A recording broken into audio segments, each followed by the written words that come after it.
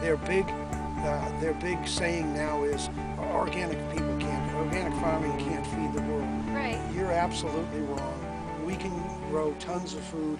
If every little farm, if every little town in America had 4 or 5 of people like myself, the organic farmers, in that community, in that town, those 4 or 5 farmers per town growing 10, 15, 20 acres totally together, they could feed that entire town, that entire community, for food year round and all through the winter, with their root crops and beets and carrots and potatoes that could be put into storage, and things that could be frozen. You can freeze your beans, you can freeze, your winter squash, you can cut it up in chunks and freeze it, and things like that.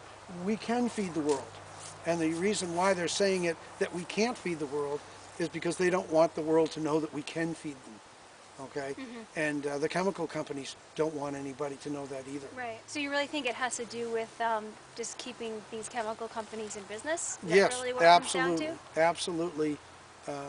It keeps them in business. The biggest fear for the big chemical companies is to see organic things coming around, because they can see the wave of the future Yeah. is going that way. Right. So I would love to see these big chemical companies shut down their chemical operations and move more towards organic operations and making things that can be used organically. Is that, let's just take, for instance, if you took leaves off of a maple tree and you brought them in your kitchen and you put them in a blender and you blended them all up, and put a little water in there and got this juice. And you took the maple leaf juice and you went and put it in a little pump sprayer and went out in your garden and sprayed your tomato plants with it, and it kept all the bugs off of the tomato plant. That's organic Right. right there. Right. That's Right. organically using something natural from the environment that's not being synthesized and chemically made in a laboratory, and you're using something from the environment to be used on something in the environment. Right. But when you start taking things like the maple leaves, you get them into a laboratory and you start dumping all these chemicals in there and everything, all these poisons, and then you put it in your pump sprayer and you go put it in your tomatoes. No, that's not organic. Right. So some people try to say made with organic ingredients. Why? Because 1% of that solution might be something organic. Right. Okay? But Right. that's just using the word. That's Right. hiding the It's truth. trying to deceive people. Yes. So if you could give just our audience just one take-home message, what's your take-home message for everyone? Surprisingly, it's to support local farming. Okay. Local farming. You probably think I would say support organic farming, but I say first support local, because if we don't support our local farmers, then the land sits and along comes somebody and buys it and puts a house there. That's it. That's the last harvest on that land, because once a house is built there, there is no more food being grown there. Right. And then the pressure is put on the public to go get food from somewhere else. And it isn't sustainable to be getting peppers from Mexico and Costa Rica and all that stuff. Gas goes to $4 a gallon, America stops moving. Right. Okay?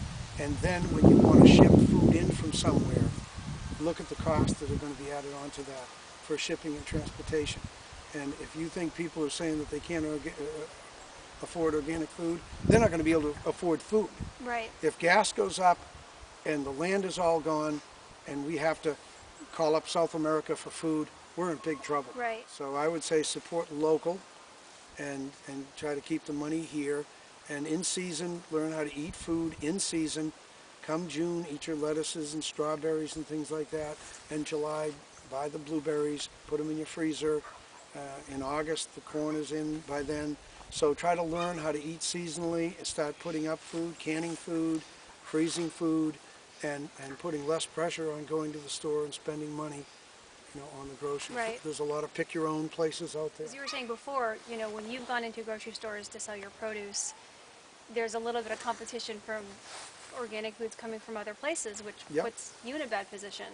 So it's Yep. affecting our local farmers when we don't support them. Yeah. I've gone into some stores, and yes, there's organic food there, but it's coming from hundreds and hundreds of miles away, thousands of miles away. Right. I mean, lettuce from California. I mean, they ship it here, they grow it on 10,000 acre farms, and I can't compete with with lettuce being grown on a 10,000 acre farm in California. Right. They load up them planes and ship it over here, and I'm out of I luck. think something too to consider is just the process of, the food goes through when it travels. Yeah, If it's on a plane for a few days and then it sits in a cart yeah. for a few days before it actually gets to the grocery store. So it's Yeah, fresh food is much more nutritious than food that's got some age to it. right. Fresh food has 15% more nutritional value than food that has been brought in from somewhere else. Right. 15% more. Wow.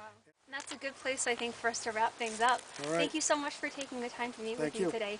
If someone wants to buy your produce, where can they find your fruits and vegetables? We're in the farmers market in Portsmouth on Saturday mornings from 8 to 1, and that is a 6-month market. It goes from the beginning of May to the beginning of November.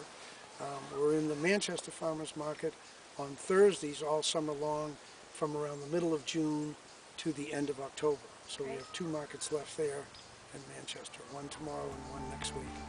And then various stores on the Seacoast area.